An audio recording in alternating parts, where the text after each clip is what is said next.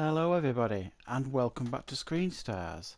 I thought with the recent passing of the director John G.Avildsen I would do a review of what is my favourite movie that he has directed, and he's directed some really good movies, and the one that probably most people will be reviewing is Rocky because he directed Rocky, but that's the obvious one for me, so I'm going for what I think for me is my favourite movie of his.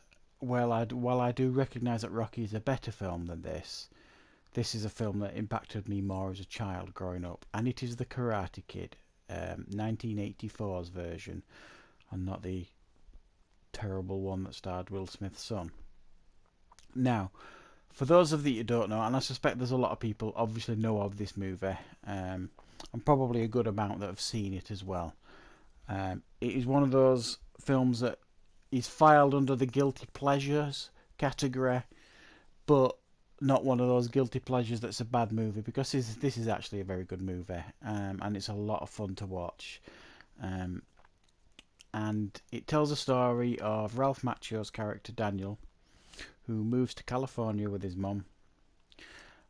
He's struggled to settle in. He's no friends. Um, he's a bit of a ladies' man, and he makes friends with the wrong girl, Elizabeth Shue's character Ali, and that basically puts a target on his back for the school bullies, and they target him, the school bullies, who all are skilled martial artists. They all do karate at the local club. So he's constantly getting beat up and bullied, and they're making his life a misery, and he can't take it much more, and it really does get to breaking point with him. And then there's one evening he pulls a prank on them on Halloween, which is a really good prank, to be fair, and to impress Ali, the girl, and they catch up with him and really beat him up quite badly. But Mr. Miyagi, Pat Murata's character, breaks up the fight and beats up the kids, and it turns out that he's a karate master. And then he takes Daniel under his wing, and they start becoming friends, and he agrees to help him to stop being bullied. But rather than getting the bullies off his back, he goes to the karate club with Daniel to learn that the instructor there is actually the biggest bully of them all, Martin Cove, who plays a really good baddie in this movie.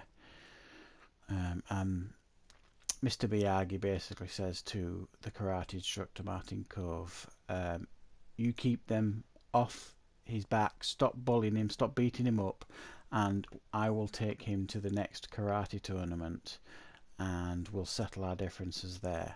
But you've got to stop. The kids have got to stop beating him up so he can train.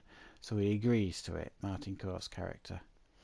And then we are treated to the relationship build between Mr. Miyagi and Daniel, which is really, really lovely. These days it'd probably be looked on as a bit suspect, but it is a really, they're absolutely become the best of friends.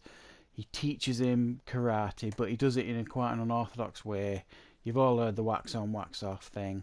He gets him to wax his cars, he gets him to paint his fences and polish his floors, and he thinks he's just using him as a slave, does Daniel, until he proves to him what he's actually learning him.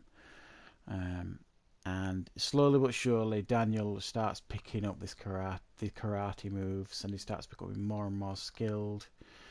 And then we get to also as well his relationship with Ali, Elizabeth Shue, starts blossoming, and they fall in love, and you get treated to some scenes where they're going on dates, and it's all very nice and lovely, but it's believable because the chemistry between him and Elizabeth Shue is really good, really genuine, and the chemistry as well between him and Pat Murata, who plays Mr. Miyagi, is really good, really genuine. It's a really, really nice, comfortable film to watch that makes you feel really good. And the big payoff at the end at the karate tournament is one of the best feelings when you're watching a movie like this. It's the same kind of feeling when you watch Rocky. It's the same kind of feeling when you watch films like Major League at the end, where he comes out with the music blasting, and it gets the adrenaline pumping, and it puts a huge smile on your face. And that's the best thing about this movie, is you leave with this movie with a huge smile on your face. It's such a lovely movie. It's well made, it's well acted, it's paced really nicely. It's an underdog story which we all like to watch. It's I mean, you could argue it's kind of a carbon copy of Rocky. It's just martial arts rather than boxing in a lot of ways. But I don't care. It's this film's probably responsible for putting more people across the world in dojos um, since Enter the Dragon. Enter the Dragon got them in there to start with, and then just as they started dwindling out of the dojos, this one put them back in. It's a great movie. It got me interested in martial arts as a child, even though I didn't keep it up. But yeah, I suspect a lot of you have seen The Karate Kid, or have certainly heard of it. You may well have heard along the grapevine that it's actually a load of tosh. Well, give it a watch and you mayn't be surprised. It actually isn't. It's a very good, entertaining film. And if your only experience with The Karate Kid is the remake with Will Smith's son and Jackie Chan, it's scandalous, really.